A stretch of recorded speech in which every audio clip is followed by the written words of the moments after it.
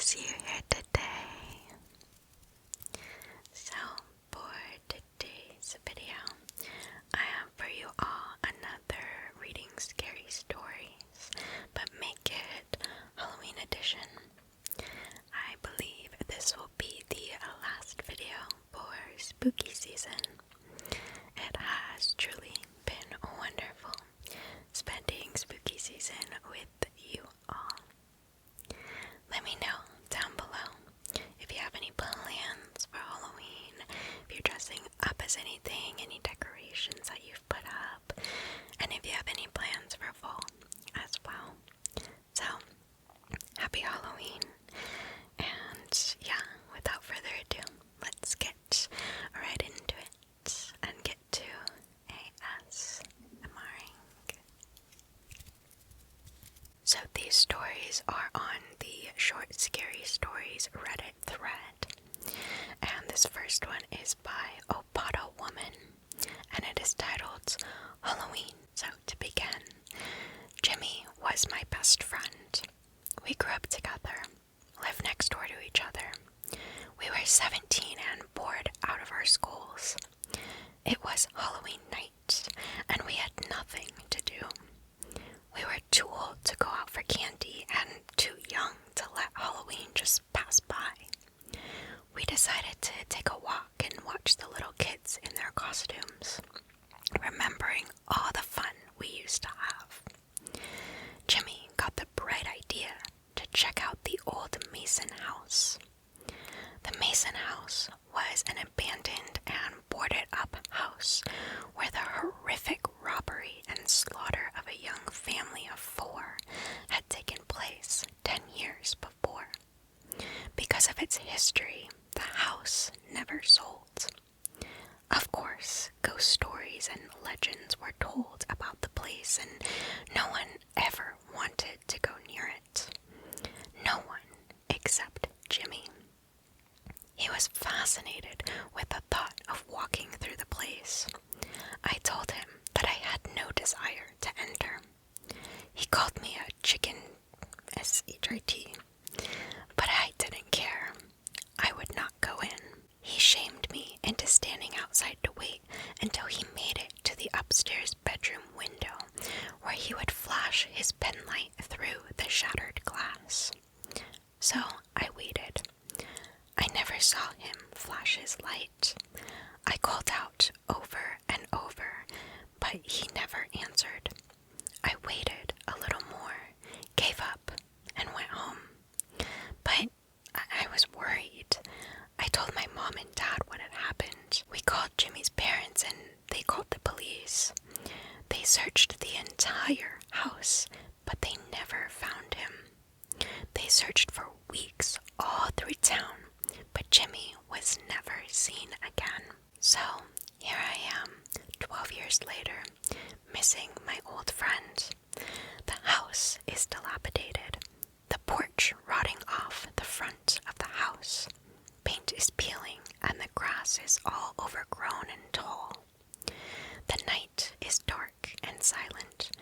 With trepidation, I look up to the bedroom window, and to my horror, I see the flash of a small penlight.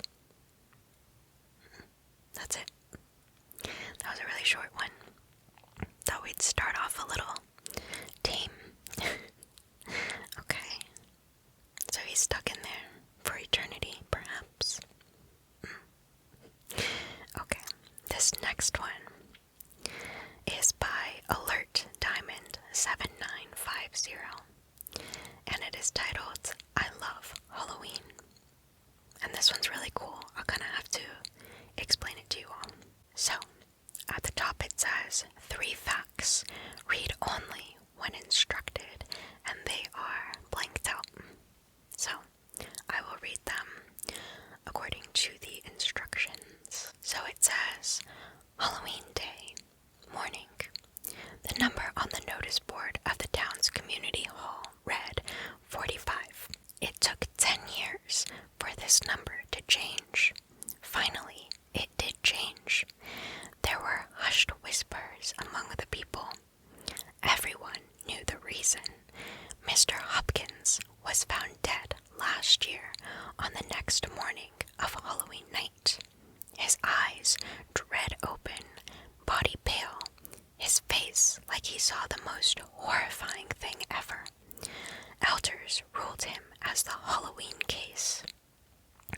reason for death was given as natural death, but everyone in town knew what really happened. Even the police knew. Case closed. But no one mourned. He lived alone in his messy house. Mr. Hopkins was, anyways, hated by everyone. Even I hated him. And then it says, read fact 1. So let's expose fact 1. It says, Mr. Hopkins always scared away my Fluffy, my dog. Once he knowingly rammed his car into him. Fluffy lost a leg. My goodness, okay. Now it says, night. I had already got candies stocked. I double-checked the bag. Also stocked 45 extra candies in case anything goes wrong. The time was nearing. And now it says, read fact 2. So fact 2 says, you stay indoors after 3 on Halloween nights. You give 5 chocolates for each of the crew member. They generally circle the town between 3 to 4 late at night. Okay. The normal trick-or-treat party was already done. I requested that Mom go to sleep like every year. Fluffy was asleep on the carpet, and I took the responsibility of distribution about 5 years back. The risk was on the person who first heard the knock or the one who answered the door. In both cases, it was me. Silence crept the town. I could feel it. Winds were no longer rustling. Insects somehow lost their sound. It was just silence. And then I heard the knock. I got hold of the bag and took a deep breath. I had done this several times, but this time it was different. I bolted the door open. The same little kid was leading the crew, his eyes completely black and a smile pasted on his wrinkled face. He spread the same large, rugged bag. I emptied precisely calculated 45 candies. My heart skipped a beat when I saw him. Mr. Hopkins, the newest addition to the crew, standing at the end. The same pale face of shock, black eyes. For a moment, I felt as if he opened his mouth to say something. But soon the little kid turned back and left the place. Mr. Hopkins followed him. I gulped down my fear and walked back in. It was true. You become one of them if you don't answer the door or fail to give them candies. Now, Mr. Hopkins was one of them, and a part of me was happy for Fluffy. And now it says, read fact 3. So fact 3. Last year, on the same day, I entered his house when he was out for his wasted job. Replaced the bag of candies with a bag filled with cotton. Yikes. So, hopefully that one made sense. Basically, the narrator killed Mr. Hopkins by replacing the candy, and then he turned into, sounds like a zombie or one of the crew. All because he hurt his precious Fluffy. Nice. I thought that one was kind of interesting, a little bit of a different format, so. Alright, on to the next one. So this one is a little bit kind of gruesome, so just be warned. And it is by Joshua Andrew, 1985. And it is titled, I Just Wanted to Come Home and Relax. I was already tired from a long day at work. I waited a while in front of the door to my apartment with my key in hand. I could already hear my young son screaming bloody murder. I opened the door and climbed up our long apartment stairs. My wife was washing dishes with a defeated look on her face. She gave me a half smile and said in a voice that sounded as tired as I felt, "Yay, Daddy's home." I nodded in the direction of our boy's room. He was still screaming, only taking breaks to Colbert in between his bellows. My wife shrugged and said, "I showed him his Halloween costume, a vampire. He broke down completely and said I got the wrong one." I sighed in solidarity. We never had to deal with the terrible twos with our son. Instead, he must have bottled all that up for his 5th birthday. Every day since has been an absolute battle to get him to eat his food, clean up his room, and go to sleep, among other daily struggles. My wife reached into the sink absent-mindedly, only to pull up nothing. She shook her head as she explained, "I keep doing that. I just reached for a plate that I've already washed and put in the drying rack. I'm so tired. Can you deal with him?" I just nodded and shuffled my way to my precious boy's door. My wife warned me. He's extra mad that I wouldn't let him have his meltdown in the kitchen. I shooed him into his room about 10 minutes before you arrived. I understood that my wife had already reached her limits, and the kitchen isn't the safest place for a kid, but I was still annoyed. Our boy was so strong-willed and already desperate for independence. He could calm down from a temper tantrum eventually, but you just had to leave him alone. Any attempt at control would just prolong things. My plan was simply to sit in a corner and let him bawl until he was ready to come over for a hug. I've lost count of how many times I've done this. But I knew it wasn't a normal meltdown as soon as I opened the door and saw the blood. My son stood there with a pilfered kitchen knife. His left arm, from the forearm up, had been degloved, and he was pulling more skin away. He looked at me with hatred and determination, equal in their intensity, as he screamed, "I don't want to be a vampire. I'm going to be a skeleton." I warned y'all. Yeah, I read that one and just, yeah, kind of creeped out, but I think that's the point. Yeah. Alright, next one. So this one's going to be our last one. This one is by Scaly Annihilator, and it is titled "The Witch at the Till." I looked for the 10 items or less checkout.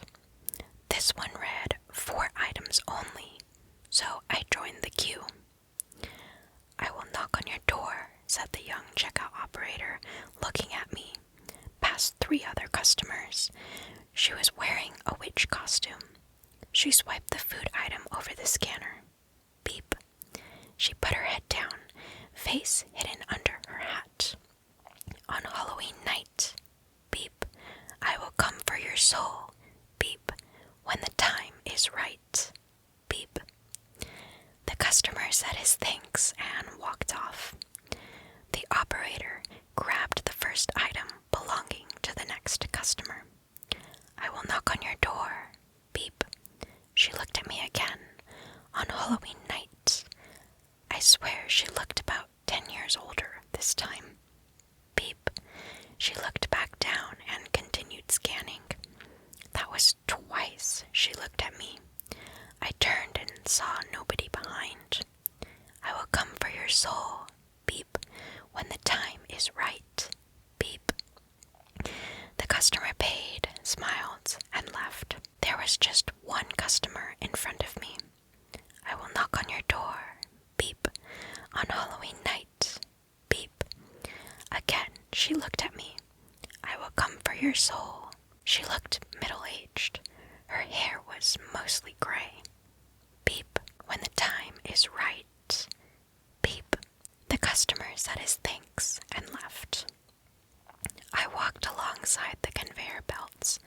Her hair was now white, face hidden.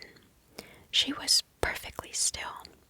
I stood at the end of the counter and waited. She grabbed my pumpkin. I will knock on your door. Beep. She placed it in front of me with old hands. There was a maggot on top of the fruit.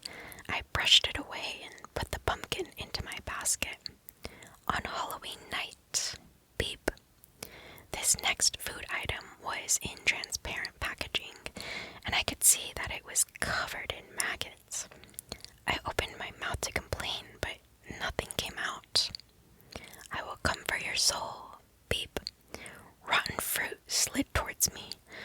I looked at her. From under the brim of her hat, a worm dangled and maggots fell. When the time she raised her head is, I tried to scream and raise my hands, but could do neither. Her face belonged to a corpse riddled with creatures under the earth. She started to move towards me through the counter. I was sinking into the ground. She towered over me. Maggots, worms, and chunks of rotting flesh fell onto my face. Right. This echoed into the black chasm below, and I knew it was waking the dead. The customer stared as the young checkout operator stood over me with a look of concern. I had been screaming and howling for at least a minute. This happened many years ago, and I know the day will come when I hear that dreaded knock on the door. It will not be a trick this time, and it will most definitely not be a treat. Yeesh.